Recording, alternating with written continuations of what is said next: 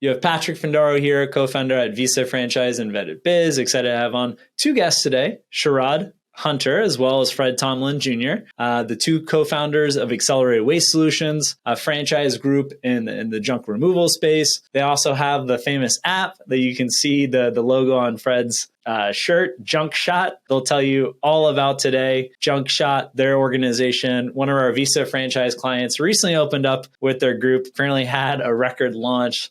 So super pumped about that. Thanks, you two, for joining today. Pleasure to be here. Thank you so much for having us, Pat. Thanks for having us. Thank you. Well, maybe we start with, how did you guys meet? Essentially, me and Sherrod met in corporate America. We were working for a Fortune 500 advertising firm doing door-to-door B2B advertising, kind of some of the guerrilla advertising, the guerrilla sales, foot in the door guy has got to get it signed. But that said, we were top of the board sales leaders at that organization. Is honestly how myself and Sherrod gravitated toward each other. But in the journey on that job, one of the requirements is you go through a return on investment scenario with the advertising that you're selling the small business owner and what how your advertising can impact their growth. And I would quickly learn that the average carpet cleaner franchise or the average landscaper was a lot wealthier than I had assumed. And also I learned that a lot of times I was pretty much the most inconvenient thing they had going on that day. They'd much rather be golfing or fishing instead of talking to the advertising guy. And I honestly started to get envious of the lifestyle of an entrepreneur. I was, even though I had some autonomy and and a good wage and security at my corporate job, I kind of pulled a parachute cord and was looking to make my great escape out of corporate America. I started to do probably what a lot of your listeners are doing, kicking the tires on a lot of different franchises, thinking about starting my own business. And you can kind of see where I landed up. I did gravitate towards starting my own firm. But that I was honestly spurred on through sharing this ambition with Sherrod. He too, like I said, was killing it over at that organization, but it also was feeling some of the same feelings that I was getting in the way of wanting to be an entrepreneur at the time. And lo and behold, he got a trash can that popped up at his apartment complex. We're at a President's Club banquet, awards banquet for sales leadership. And he comes running over to me, telling me about this trash can. And as you'll find out when he starts talking, Sherrod's fairly convincing. And, you look up over a decade later, and now we operate a double-digit unit franchise, having 20 franchisees across several states in the country, all from that one trash can and his incitement. But I'll let Sherrod tell a little bit about our first tackle at the niche waste industry, how we still love the recurring revenue model that exists in it, and how we're expanding it today. Thank you, Fred. So Patrick, I'm with Fred, selling advertising, B2B advertising, right? And making six figures, good living. I had this sweet, brand new Cadillac, cream colored Caddy, and I would put my trash in the back of my car every single day and drive it to the compactor and throw it out. And I didn't really think anything of it until that trash can appeared at my door and said, problem solved. No more trips to the compactor. This company handles it for me. And I just immediately became excited about the opportunity. And I understood how that it solved that problem for me and many other residents. And I'll tell you what, it wasn't until I went to renew my lease, they tried to charge me $30 extra every single day for this service. I said, oh my goodness. So that's when I found out that not only is it a value add for the residents, that it's actually a lucrative service for the property management and obviously for the provider. And so I was super intrigued. I said, if we could go and penetrate local businesses and sell a product to help them grow that's not really tangible in the way of marketing, imagine what we could do with this product that we knew the benefits of this service and that it also produced net operating income for the properties. And who better to partner with than Fred? Again, top of the board sales leader, active in the community, great guy. And so I think maybe a week later from mentioning this to Fred, he had me with the polo shirt, the logos, the brochure. We had the website, right? Fred and Sherrod. Instead of selling yellow pages, we're going to go ahead and just blow it up with this valet trash. This is what the concept that was. Very brand new concept. And I'll tell you what, Patrick, We failed miserably. It was a tough going. Did you guys at least not leave your day-to-day job? Did you leave that 100K plus salary? Or did you stay at corporate until we waited? We waited. Okay, Yep. The writing was on the wall, but we wanted to have some ink for our own business behind that. Yeah. So it took longer than we thought, but finally in 2010, we signed our first 5-year contract with a long-term apartment management group, and we never looked back. So when was your first sale? So we opened in 2010 of May, and our first sale was in like mid 2009, going into start 2010, right, for the valet trash. So what we did, we had to get creative, right? We said, this is taking too long for this valet trash thing to work. We saw problems. When we were going to these apartment complexes, Patrick, we would always see furniture and mattresses and couches by the dumpster. So we said, you know what? Let us do this where you can solve a problem, build relationships, right? And that's exactly what we did. One phone call led to another. We started with a borrowed pickup truck and worked our way up to our own dump truck. I started working in the dump truck on the weekends.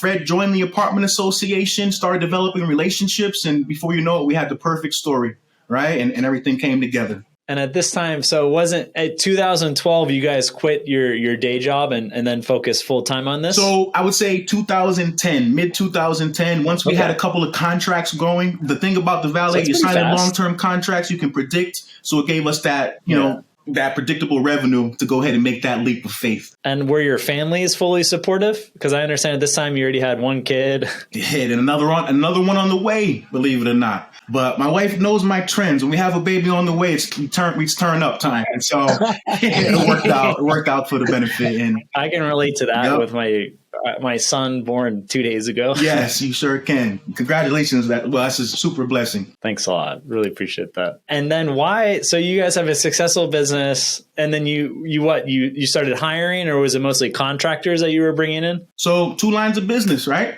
So one was the contractors to fulfill contracts, and we started selling contracts from across the nation. We realized that with the multifamily industry, you have a trusted name, a trusted service, you're going to get referrals. And it was up to us to take that leap of faith and say, can we back up? Can we walk the walk and talk the talk, right? And we did. And so we hired contractors to fulfill that. We also worked on developing our own W-2 employees for our junk removal operations, and which we started to expand across the state of Florida pretty rapidly. And so you have Junk Shot, which it's essentially junk removal. The consumer's on the app. I download the app. I take a photo of what I want to get out of my house, out of my office, and then you guys pick it up. Junk removal with the high-tech twist. You got it. I like it. It's simple, but it's super consumer friendly. And then it's meant to be it honestly is meant to be a consumer facing product that helps people. That's what it was born out of. But the patented technology behind it is really what we're excited about. The app at its front facing, like you said, is a simplistic ideal of getting someone to give us a photograph and a video of their junk and trash. Honestly, we exploit the era that we live in the way of artificial intelligence, and we look to take advantage of and have the app or the patent actually gives us the authority to have a computer software lies for spatial recognition and honestly take on the ability of quoting without a human involved. And so that's next for us in line. Right now, we have a dutiful group of individuals in our care center that support our staff today. And what we look to do in the future is augment them through this process of interacting with software, as well as having a team fully involved. But it's going to be a great time for us, and we look forward to embracing that future. And then what's the brand you guys go to for the homeowner and associations for the valet trash? The valet trash side, that brand is Doorstep Details Valet Trash. Essentially, it's a dual-fold effort, right? Like Sherrod was sharing with you before, the Doorstep Details Valet Trash, it's a contractual service, meaning that we sign 3 to 5 year contracts and earn we earn anywhere from $10 to $15 per unit at each property per month. So that takes a bit more consultation. Where junk removal is happening in an apartment complex almost every week, if not every month, as a condition of operating the asset. So junk removal actually acts as our foot in the door to build a relationship, build trust, and honestly build somewhat of a reoccurring revenue model because we attach ourselves to quote unquote the waste stream. It's a really big advantage of being inside of the waste industry. It's a commoditized industry, but in the niche fashion, and in the way we have our target market attached to business, we really do get a subscription effect on both sides of the business. One's just in writing. So you have these amazing relationships. You guys are crushing it in Florida. Why not just continue with what you had with the contractors that you would, have the relationship, get the contracted out, instead of going through all the work of getting franchisees involved and start franchising? Great question. You're right. And we honestly did. We expanded throughout the state of Florida in both lines of business, even expanded into the state of Texas. And the Valet Trash brand has been in 22 states across the country in its expansion, corporate ran contracts. We did that initially to grow, and although it left us with the ability, some skill set to build out technology, because there is some to bring you behind the curtain, so to speak. There's a lot of technology that supports that expansion, and we brought that to bear for our own corporate operations. What I mean by that is we use software in the field for work fulfillment or proof of work, meaning our workers take photographs and videos of their work processes, and then we have a team here that analyzes and sends that proof of work over to our clients. On the junk shop side, they're called Junk Shop 360 reports. On the doorstep details business, they're called doorstep details reports. But that said, that function of growth was powerful for us, but it left us with an Achilles heel, which was the ability to build relationships. If you might have noticed what Sherrod shared with you in his beginning conversation, one of the reasons why we had challenges when we first launched the business is we didn't understand the relationship mechanism involved in the multifamily or honestly, every business to business service function in general. And that, although we can get contracts awarded to us at a distance, building and fortifying those relationships is honestly what grew us throughout the state. That's why we had so much proliferation in our own vicinity where me and Sherrod could touch bases with. Once we got outside of there, we had to rely on some of the referral effect growth that comes with the industry, but nowhere near as impactful when the ownership is involved. I mean, not only it gives security and it gives the ability to scale on a local basis. So those were the reasons why we knew franchising was going to be the way that we looked to expand the business beyond what we had done. We also had some great mentorship. We had originally found our way in the path of a gentleman by the name of Gary Finley, past CEO of Restoration One. And Gary's still a great mentor today. But when Gary came out to our business, we honestly had touch bases with him when he had a development company or working with a franchise development firm at the time.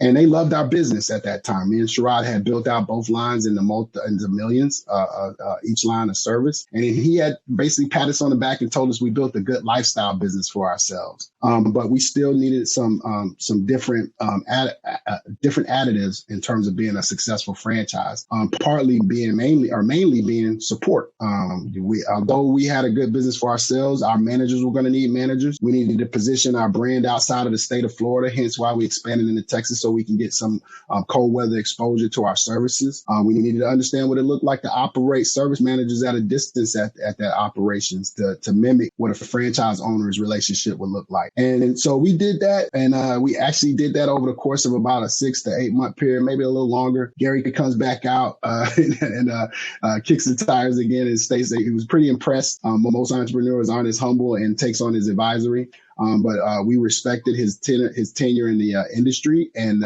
honestly, it's paid dividends to us in the growth that we have today. Now we sit, like you stated, at 20 franchisees that are servicing. I think we got about 18 that are looking to be open, maybe 19 or 17 to 18 that are looking to be open, and we're still bringing some on the pipeline, of course. When did you award your first franchise license? 2021.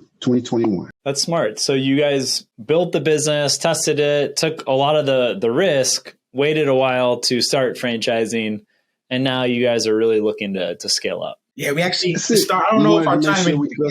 I'm saying it's smart, but I don't know if too many people will want to start and found a business during the Great Recession, right? Well, it shows you've passed the test of time, and the test of time is there's ups and downs, and if you can get through it on the other side and survive and or thrive, it can be great. What are you guys seeing now? Like, talking to a lot of small business owners, I hear, conversion rates are falling down, not as many leads. What are you guys seeing with your business when you look at the consumer vertical of just Patrick has a bunch of junk he wants to get rid of, as well as the HOA vertical and selling into those B2B? People need us. There's cash and trash. One man's trash is another man's treasure. There's riches in the niches. We're seeing a quick ramp up. We're seeing people open up and have jobs the next day. The truck is full the next day. And so we've been really, really grateful to be in the high demand industry. However, also grateful to know that we have the solution to an ongoing problem. And how much are we talking about? So if you want to start a junk shot franchise in 2023, what's more or less the investment cost to get going? Sure. So depending on if you're going to buy the truck outright, and we also, both brands are going together, by the way, but in the minimum around 125, then the high end at 275, depending if you're going to buy the truck, the junk removal truck and the pickup truck, those assets. All right, very cool. And so you have like a preferred lender if they want to lease the pickup truck and the junk removal truck? We do. We're SBA approved as well. Work with several different franchise-focused financial companies as well. And we do have great relationships with truck finance companies and fleet companies. What type of franchisee would you be very happy if you just had day over day, them coming in and awarding licenses? Developing and cultivating and really nurturing relationships. And that's client relationships, that's building your team, and also relationships with the franchisor. And so if all of that works for you. Yeah, you guys are getting married. You see what I mean? What's the contract, 10 years? Exactly. It's a 10-year contract, and we want it to be way more than that, right? And so very important from day one that you have that. We call it CARE, right? That's our culture. CARE is an acronym, but it also is how we treat each other. It's how we treat our clients, and it's how we treat our franchisor or franchisee relationship. But the CARE piece, right, speaks to your service, right? Affordability. Our trucks, the side of our bigger trucks, better pricing. We are intentionally made our trucks bigger than our competition, gave a more affordable rate that can help customers have a better experience, right? That R is reliability, but it's also reporting. Patrick, we're like the only junk removal company in the nation that takes before and after pictures and sends that with each invoice to show, which people would call transparency. We call it trash-parency. So the R for the reliability and reporting is pretty serious. And then finally, the E for environmental responsibility in terms of what are we doing to affect the environment on a daily basis? Not only is that recycling and donating properly, but who are we giving back to? Who are we helping achieve their mission? Who are we donating our time to? Yeah, and I think that's what will sustain your guys' system. And you look at some of the best franchise systems like Chick-fil-A or even non-franchise brands like Wawa, and they're making a lot of money, but it's no secret. They have very tight core values. The people, whether it's the customers, the employees, the franchisees, like a franchisor, everyone has like a common mission and are on the same page and wavelength to have success, however that's measured. Are there any particular territories that you two are really excited joining? I heard Florida a lot, Texas, any other states and or cities that you really want to jump into, and you see like, hey, we already have all these contacts with HOAs. We know if a franchisee signs up here, they're going to be able to hopefully break even fast. Be honest with you, right now, we are actually, as we speak, we have a training class here. We're based out of, our national headquarters is here in Tampa, Florida. So you get the benefit for coming out for training for 5 days here in sunshiny Florida. So a lot of people love that. But we actually have 2 classes here going on right now, one for Sacramento, California, and one for Arlington, Texas. And so essentially we're state agnostic to some degree. Although there'll always be advantages in some markets, quite honestly, we're looking to grow throughout the United States. We have FDD clearance in most states, and we look to be aggressive in our growth throughout the country over the next 3 to 5 years. Are there any typical like types of demographics that you focus on? In every market that we go in, we got, of course, a bottom line on population reach. That's about 250 pop, sometimes 300, depending on the location. And then essentially, it has to have at least 7,000 multifamily apartment units in that territory. Although, to be frank, a lot of our franchisees, we've exceeded that margin in terms of their population and their exposure to multifamily accounts in the marketplace. Because our secret sauce, so to speak, is our attachment to the business to business. Sorry, I didn't mean to tell the secret. But that said, our attachment to the business development is a real key piece to our growth. It's one of the reasons why Sherrod mentioned earlier that our Sarasota franchisee that was awarded their territory has a record breaking first week for us in the organization.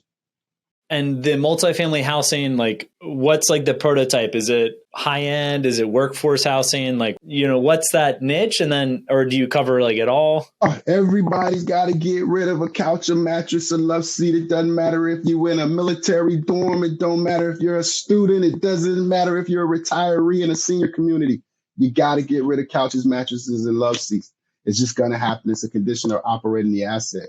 And so like I shared with you earlier, all it is for us is really getting our franchisees to understand that they can be a part of that waste stream. And it really becomes just building out a relationship. It's not a matter of if it's happening. It's about who's removing it and for how much. And we have not only an armament of advantages for a client to take and adopt our services, not just based on experience, but also giving them affordability. That's what the care is all about. Yeah, and I see that behind Sherrod, better pricing, as you mentioned, on all the trucks. We have the largest trucks in the marketplace with the most affordable rate to fill them up. Bigger trucks, better pricing, baby. It's real. And it's what they're going on training in right now. And it really is a key advantage inside of the industry. It's honestly where we don't compete with some of our other national competitors. Our truck sizes are really meant to win commercial business.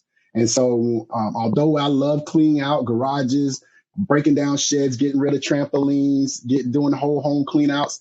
Our app differentiation allows us not to have to do heavy lifting in convincing a single family home consumer in terms of doing business with us. And so that key advantage, when you go to Google and you're like, what's this app experience about? And we let you know you can take a photograph or you can click or call. Believe it or not, we give a great experience not only through the app, but also on the phone. And that's not going to go away.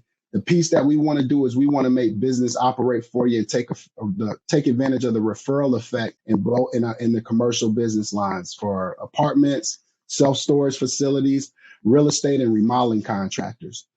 Those are our target markets.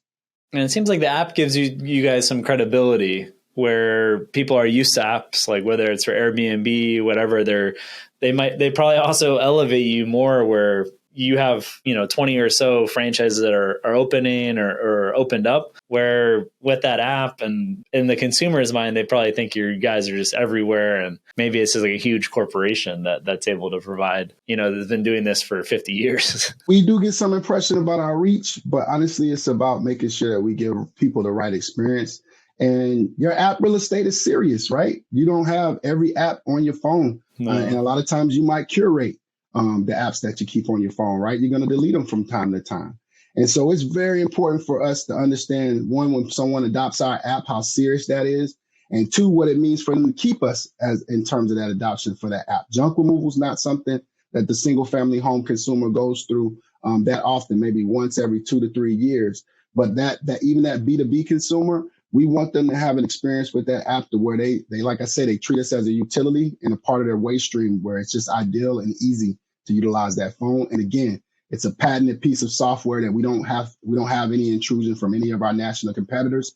That phone real estate is all ours and ours alone. When you talk about national competitors, are you talking about other franchise brands or is it large corporations? Who do you guys usually go head to head with? Just like franchise brands, like a 1-800 Got Junk, if you will. I mean, talk about real estate. They expanded into 3 countries with the 1-800 vanity number. And so that's what we look to do, right? College Hunk, same thing. Great business, great labor model. We're a technology model, grown men handling business, creating partnerships, creating savings. And so that's where we stand out.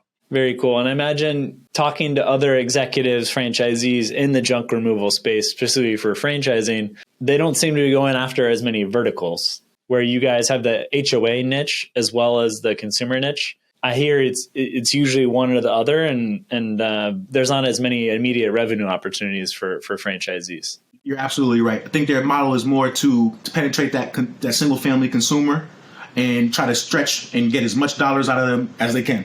And a lot of it's because of the brand. They built a good brand name. At least you're going to get a reliable service, right? And so I get it. But us, a little different. We like to take a little from a lot. We like predictable, reliable revenue. We like partnerships. We like people to keep coming back. And I think that's what really, really makes us special. Fred, any further comments on that side? Not sure I hit it on the head. It really is about the differentiation of us, like you said, building relationship. And that HOA, or honestly, any association, is like shooting fish in a barrel for us. It's an isolated piece of territory that we don't really honestly see many of our national competitors, like you say, take on. They're more interested in having an outsized event with a single family home consumer. We say they're honestly robbing them with a smile, but we get it. We get it. If you want to have that type of experience, we hope the brand carries you over. But the ideal is that we build trusted relationships, not only from single family home consumers through that transparency, but also some lasting relationships on the business to business side through our technology. And I imagine on the B2B side, I mean, pricing is that much more important where you guys can compete at a different level, probably compared to some of the national brands. It is. I think that's really where the bigger trucks, better pricing comes into play, right? Because we could even match the price, but guess what? We're still going to have more room to run down the road and put some more stuff in. Apples to apples, you have right? Whatever trailer or whatever truck, whatever dumpster you have is already going to be bigger. So I can give you apples to apples, but I'm still going to get some more opportunities. So we like to go into it, especially in a new market, right? We're okay. We're going to outwork you. We're going to outwork you. We're going to outprice you, right? And we're going to lay all of our cards on the table, because when that happens, you're going to keep calling us back. And that's that. I love it. Do you guys have any concluding thoughts for prospective franchisees? Absolutely. We've been learning. Like I shared with you, we've only been open our doors in 2021 in terms of our first franchisee being fully open. But that said, we've got 20 that we've had to date. And even in that short period of time, we're evolving to add even more support elements for our franchisees. We've already talked about the care center, which is a huge portion of making sure that our franchisees aren't bogged down with day-to-day maneuvering of their team or handling calls for booking jobs. There's a whole staff and team here that handles that for them, from those booking jobs as well as routing their staff. And so that's a big facilitate that we already had in place when we first started the brand. But since then, we've been listening to our franchisees, right? What do a lot of service brands need help with? Sales and staffing. That's one of their biggest. If you listen across anybody's service-based franchising, that's kind of ubiquitous in the way of their needs. And but we wanted to take effect on it, although we've been able to coach our franchisees through some great successes in both of those arenas, in which they still, and we will still do today. There's still culture to be had in your staffing. We want to make sure that we bring more of our experience to bear, as well as our team. And so we've invested in a recruitment department that actually handles and books scheduled interview appointments for our franchisees at a fraction of the cost of a staffing agency. But it's a dedicated department with several individuals that are honestly focused on making sure they take the minutia, or all of the minutia rather, from dealing with the interview process. We basically send you a qualified candidate to interview with and select for your business at ease. For franchising, I've only heard that done in the home care business, and that's like their whole business is staffing. But that's what everyone wants. We're in a tough climate right now for hiring. So the fact that you guys are jumping in, and it's not required, I'm sure, per your franchise agreement, that you help also staffing, but that's huge. No, I think you hit it on the head. We wouldn't have done it if we didn't understand. We wouldn't have built it if we didn't understand that it was a need. It's a real need for our franchisees. We understand that. And then secondly was the sales. Same thing. We, of course, always have a need to grow our own corporate sales. It's one of the advantages of I always share with anybody that's investigating the franchise brand, make sure that franchise still has some corporate operations that they're dedicated to. It gives insight beyond just the growth aspect that comes from the franchisees. But that said, we already had an internal outbound sales program for our corporate that we've since extended and grow that program and extended it over to our franchisees. And so now they've got qualified appointments, sales appointments that we send them with qualified decision makers for businesses like apartment complexes, condominiums, storage facilities, real estate agencies, and the like. And so they've got the same access and growth that we have. And again, augment what they're already doing in their own business development, because that's what it's really meant to do. But let them see some real growth with a real sales program. Because like you said, we see our franchisees always wanting to grow even beyond our recommended sources. And we're dialed in like over a decade on both of those channels. And we want to make sure we extend that experience over to the franchisees. So big piece, like you said, in the franchise industry that's not often offered, not something that we're obligated to do. And honestly, something that hasn't been needed necessarily for us to see success, but we understand what it's going to be for us as far as a multiplier to take that off the table for our franchisees. Sherrod, any closing thoughts on your end? Another one of the exciting things that we're doing is we understand the need for enhanced training and even enhanced culture. So we invested in our new franchise training academy and headquarters in Tampa, Florida. We bought the building at the end of last year, renovating, should be ready to move in a few months. I was telling Fred, I need to make an excuse to go up to Tampa, whether it's personal or business, and visit you guys at that new facility. You got to do it. The new facility is a multi-million-dollar campus, and it's about 1.5 miles up from Busch Gardens. So you and the family will be well entertained when you come out beyond what we're able to offer. So, and also what I'm hearing is you guys are all in as the two co-founders, the owners. You know, you could be doing a lot of stuff with the money that you've made over the last 13 or so years, but you've decided to reinvest in the business, reinvest in training, reinvest in your campus. And I think that speaks multitudes about what you guys are growing and the culture you're all about. Franchising is our future. It's a whole nother business. It needs to be respected as such. And we do. We respect the need to invest in it, support it, and to grow it. And it's going to take more than what we have. I mentioned those departments, but it's also about the team that we're building out. There's several different roles that we're investing in the way of development for the franchisees, as well as even more extensions in the marketing, as well as our technology. And so all of those things combined mean you're absolutely on the money. That this is a stepping stone to us making sure that we've got the right foundation for growth this year as well as in the future. What's the best way if someone's interested in a junk shot accelerated waste solution franchise? What's the best way for them to get more information? Yeah, you can go to any website, junkshotapp.com. There's a franchise button, of course, on both of the sites, junkshotapp.com, doorstepdetails.com. But the core website itself for franchising is acceleratedwastefranchise.com. But if you go to any of our brand sites, you'll see the button for franchise. Give it a click. There's a wealth of information. Once we get access to this, we hope Patrick lets us put this interview up on the site as well to educate franchisees.